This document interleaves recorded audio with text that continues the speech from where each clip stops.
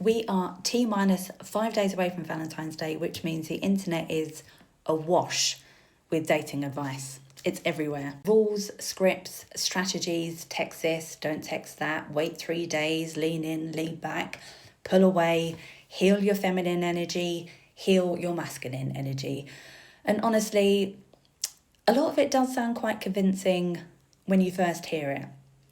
But here's the thing I see over and over again in my works, that people can know all the rules, articulate it, understand the advice, even agree with it, and yet they still find themselves stuck in the same emotional loops. Same attraction patterns, same anxiety, same overthinking, same feeling of, why does this keep happening to me when I know better? So today I want to talk to you about why dating advice often doesn't work, and more importantly, what actually does, what creates real change, not just insight that we can all understand, but change you feel in your body and in real situations. Because this isn't about being bad at dating, it's about knowing how the brain and nervous system actually works. So I'm sorry, it's not very romantic, but it will help you, okay? Because most dating advice works at the level of behaviour.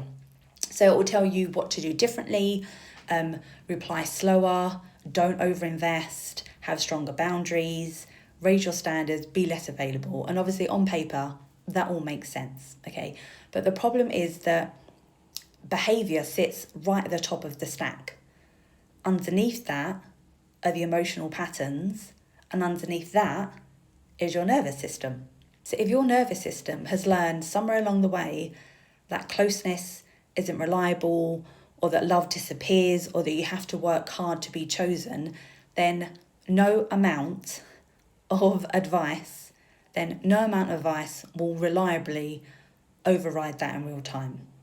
Because when we're calm, it's easier to follow advice.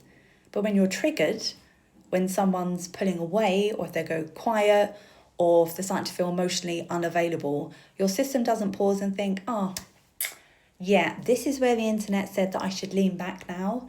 Like, no, it reacts automatically, instantly. And it's not because you're weak. It's not because you lack willpower, you're doing anything wrong. It's because your system is doing exactly what it learned to do once to keep you safe, okay? That's why people can be incredibly self-aware and still repeat the same patterns. This is the part that most dating advice skips completely, just washes over it.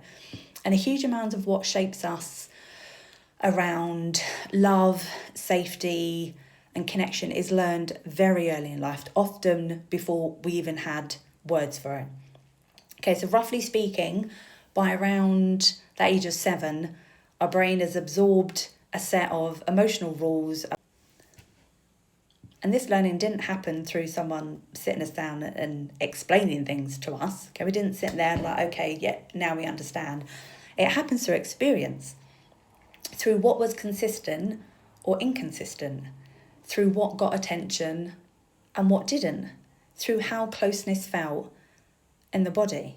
And importantly, it doesn't mean to say that anything bad or traumatic had to happen to you. Sometimes it's as simple as a parent who was loving but emotionally unavailable. There was inconsistency that wasn't anyone's fault, or was an environment where you had to adapt, where you had to mature quickly, or you had to stay alert.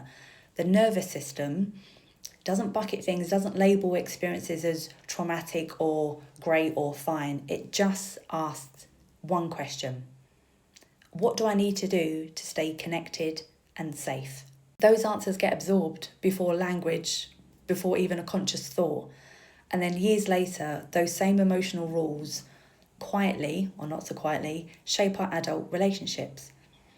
So when you're dating as an adult, your brain isn't experiencing it as neutral.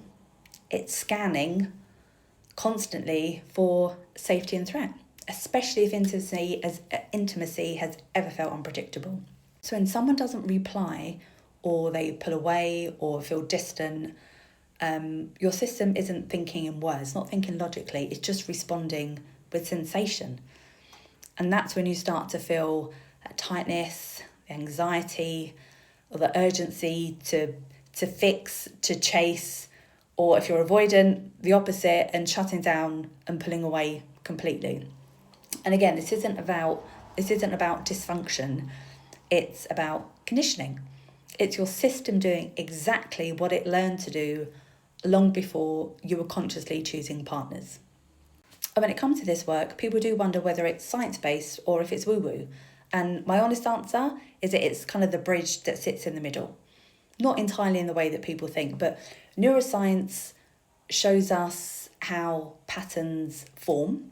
Psychology explains why they repeat, and then NLP kind of works at the levels where those patterns are stored and run automatically, like our internal programming. So things like affirmations, journaling, positive thinking can absolutely help, especially around awareness. They can't always update the emotional rule underneath the pattern. Okay, and that's why you might find success in all other areas of your life in terms of manifestation, but might not necessarily find them in love. That's why someone can truly believe that they're worthy, they can say the right things, do all the inner work, but still feel completely activated or triggered in dating situations. Because as hard as it is to hear, understanding something isn't the same as your nervous system feeling it to be true. Real change happens when your system updates its expectations, not when you force a new behaviour on top of old wiring, on top of old stories. This is why things like Valentine's Days, anniversaries, relationship milestones can feel so intense. It's not really about being single or not. It's about what those moments symbolise for you. They kind of quietly activate those internal questions, things like, am I safe? Am I chosen? Am I loved? Do I matter? And dating advice doesn't answer those questions. Okay, it doesn't answer those questions for you, but pattern work does. Because when your nervous system feels steadier, those moments, they stop feeling like a verdict on your worth. So if dating advice hasn't worked for you, it doesn't mean you're failing or resistant or that you're doing anything wrong. It usually means you're trying to solve a deep level, kind of a pattern level issue with surface level tools. And patterns aren't concrete, okay? They're learned often very early, and that means that they're changeable. This is exactly the work that I do with my clients. Not teaching rules, not giving scripts, just helping their nervous system respond differently in the moment where it actually matters.